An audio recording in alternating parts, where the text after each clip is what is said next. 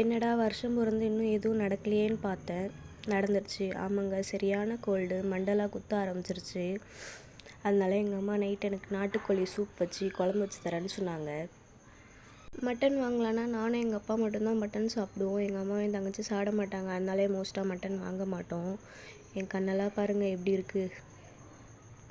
At the same time நாட்டுக்கோழி இதோட சாப்பிட முடியாது. அடுத்து குளிர் மழை வந்தால் தான் சாப்பிட முடியும். ஏன்னா அது ஓவர் ஹீட்டு.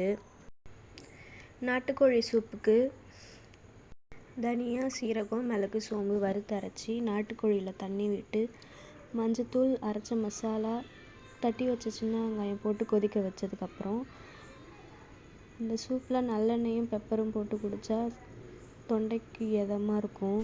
வழக்கம் போல் எப்பயும் வைக்கிற மாதிரி குழம்பு கூட்டி விட்டு கொதித்ததுக்கப்புறம் பெப்பரும் கொத்தமல்லி போட்டு இறக்குனா குழம்பு ரெடி. சூடாக சாதத்துக்கு வச்சு சாப்பிடவும் நல்லாவும் இருக்கும். Like and subscribe for more videos. Bye.